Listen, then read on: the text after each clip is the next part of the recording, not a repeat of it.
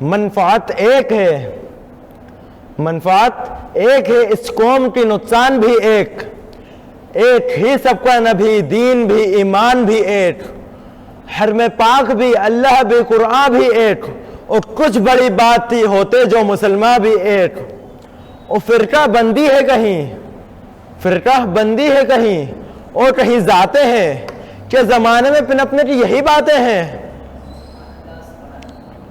حضران محفل اور معزز سامع کرام، وقت و حالات کی پیش نظر آج کی اس محفل میں میرا موضوع سخن unity is life and difference is death, یعنی اتحاد زندگی اور اختلاف موت ہے۔ آئیے گفتگو کا آغاز کرنے سے قبل سب سے پہلے ہم اپنی غلامی کا ثبوت پیش کرتے ہوئے بارگاہ رسالت آپ صلی اللہ تعالی علیہ وسلم میں ہدیہ درود و سلام پیش کریں اور صمیم قلب سے پڑھیں۔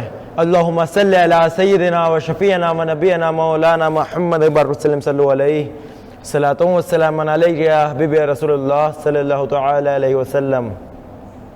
معزز سامع کرام، اللہ تبارک و تعالی اتحاد و اتفاق پر روشنی ڈالتے ہوئے قرآن مقدس میں ارشاد فرماتا ہے وَاعْتَصِمُوا بِحَبْلِ اللَّهِ جَمِيعًا وَلَا تَفَرَّقُوا، and hold firmly to the rope of Allah and don't become divided، یعنی تم سب اللہ کی رسی مضبوطی سے تھام لو اور آپس میں تفرقہ نہ ڈالو۔ اور اللہ تعالیٰ ایک دوسرے مقام پر ارشاد فرماتا ہے انما المؤمنون اخوہ فاصلحوا بین اخویکم واتقوا اللہ لعلکم ترحمون۔ The truth is that believers are brothers, so make settlement between your brothers and fear Allah that you may receive mercy، یعنی مسلمان آپس میں بھائی ہیں تو اپنے بھائیوں سے صلح کرو اور اللہ سے ڈرو کہ تم پر رحمت ہو۔ اور پیغمبر اسلام اپنے وفاداروں کو اتحاد و اتفاق کے ساتھ زندگی بس کرنے کا درس دیتے ہیں، اور آپ صلی اللہ تعالی علیہ وسلم نے متعدد مقامات پر مختلف انداز میں اتحاد و اتفاق کی رحمت و فضیلت لوگوں کے دل و دماغ میں بٹھانے کی کوشش کی، اور آپ صلی اللہ تعالی علیہ وسلم نے فرمایا المؤمن للمؤمن کالبنیان یشد بعضہ بعضا، A believers to another believers is like a building whose different parts enforce each other، یعنی مومن آپس میں ایک عمارت کی بنیاد کی طرح ہے کہ اس کا ایک حصہ دوسرے حصے کو مضبوطی سے تھام کر رکھتا ہے۔ مگر آج اس پوری دنیا کا جائزہ لیا جائے تو ہمیں معلوم ہو جائے گا کہ سخت قرآن حدیث، سخت قرآن ہدایت اور نبی فرمودات کے باوجود امت مسلمہ میں کس طرح کا اختلاف موجود ہے۔ کہیں رنگ و نسل کا اختلاف ہے تو کہیں ذات پات کا جھگڑا، کہیں امیر اور غریب کا اختلاف ہے تو کہیں تو میمے کی لڑائی، کہیں کالے اور گورے کا اختلاف ہے تو کہیں چھوٹے اور بڑے کا فرق، کہیں مال و زر کو لے کر تنازع ہے تو کہیں زمین و جائیداد کو لے کر جھگڑا، کہیں دینی مسائل میں اختلاف ہے تو کہیں آپسی معاملات میں تفرقہ، کہیں عہدہ اور منصب کو لے کر لڑائی ہے تو کہیں ناظم اور متولی کا۔ الغرض یہ کہ امت مسلمہ میں ہر وقت اختلاف جھگڑا ہے۔ معزز سامع کرام، ہم مسلمان ہیں، ہمارا دین اسلام ہے، ہماری کتاب قرآن ہے، اور ہمارا آئیڈیل رسول اللہ صلی اللہ تعالی علیہ وسلم اور آپ کے صحابہ اکرام ہیں۔ تو ذرا یاد کریں قرآن مجید کے اسباق کو، ذرا دہرائیں نبوی فرمودات کو، اور ذرا ذہن میں لائیں صحابہ اکرام کے افعال و اقوال کو، اور سینے پر ہاتھ رکھ کر سوچیں کیا ان میں چھوٹے بڑے کا فرق تھا؟ کیا ان میں اونچ اور نیچ کا امتیاز تھا؟ کیا ان میں امیر اور غریب کا فرق تھا؟ کیا ان میں رنگ و نسل کا جھگڑا تھا؟ کیا ان میں ذات پات کی لڑائی تھی؟ کیا ان میں تو میں میری لڑائی تھی؟ جی نہیں، ہرگز نہیں۔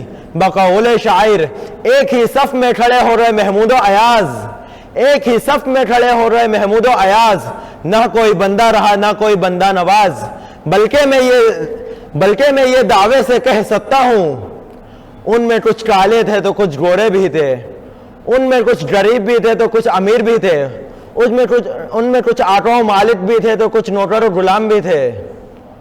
جی ہاں، مجھے کہنے دیا جائے، اس میں عثمان غنی بھی تھے تو بلال حبشی بھی تھے، اس میں صہیب رومی بھی تھے تو سلمان فارسی بھی تھے، اس میں مالدار مدینہ حضرت ابو طلحہ بھی تھے تو غریب و فاٹکش حضرت ابو ایوب انصاری بھی تھے، ان میں سپہ سالار حضرت خالد بن ولید بھی تھے تو کمزور و نابینا حضرت ام مکتوم بھی تھے، مگر قربان جائے ان کی اس جماعت پر۔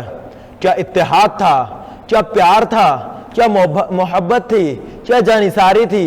کوئی چھوٹا نہیں، کوئی بڑا نہیں، کوئی امیر نہیں، کوئی غریب نہیں، کوئی حاکم نہیں، کوئی محکوم نہیں، بلکہ سب ایک تھے، منفق تھے، مہربان تھے، ایک دوسرے کے معاون تھے۔ جی ہاں، جنرل یرموک کے اس واقعے کو تصور میں لائیں اور اتحاد و اتفاق کا ایک نمونہ دیکھیں کہ حضرت ابو جہم بن حذیفہ رضی اللہ تعالیٰ عنہ ارشاد فرماتے ہیں کہ میں جنرل یرموک کے وقت اپنے چچا زاد بھائی کی تلاش میں نکلا اور ایک مشکل سے پانی کے ساتھ میں لے لیا کہ ہو سکتا ہے وہ پیاسے ہوں تو میں ان کو پانی پلا دوں گا۔ جب میں وہاں پہ پہنچا تو دیکھا کہ وہ تڑپ رہے ہیں، وہ دم توڑ رہے تھے۔ میں نے پوچھا بھائی جان پانی دوں؟ انہوں نے اشارے سے کہا ہاں۔ بس ابھی میں ان کے منہ میں پانی ڈالنے ہی والا تھا کہ ان کے قریب ہی دوسرے صحابہ پڑے ہوئے نظر آئے، بے ہوشی کا حالت تھا، درد سے تڑپ رہے تھے۔ آہاں کی میرے بھائی نے سن لی تو مجھ سے کہا مجھے چھوڑو، ان کے پاس جاؤ، ان کا حال دیکھو۔ میں پانی لے کر ان کے پاس گیا تو میں نے دیکھا کہ وہ ہشام بن العاص تھے۔ بس ابھی میں ان کے پاس پہنچا ہی تھا کہ ان کے قریب ہی ایک دوسرے صحابہ پڑے ہوئے نظر آئے، وہ بھی درد سے تڑپ رہے تھے، دم توڑ رہے تھے۔ انہوں نے بھی آہ کی۔ ہشام بن العاص نے کہا تم مجھے چھوڑو، ان کے پاس جاؤ۔ میں ان کے پاس گیا، میں جب تک پہنچا تو دیکھا کہ وہ دم توڑ چکے تھے۔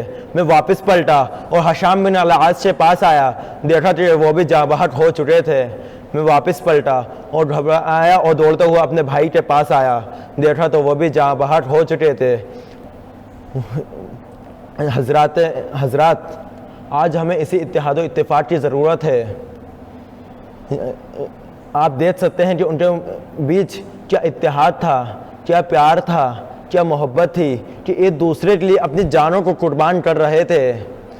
اسی لیے تو ایک مرد قلندر نے کہا تھا اتحاد زندگی اور اختلاف موت ہے، unity is life and difference is death. یہی رمز مسلمانی، یہی مقصود فطرت ہے، یہی رمز مسلمانی، اخوت کی جہانگیری، محبت کی فراوانی۔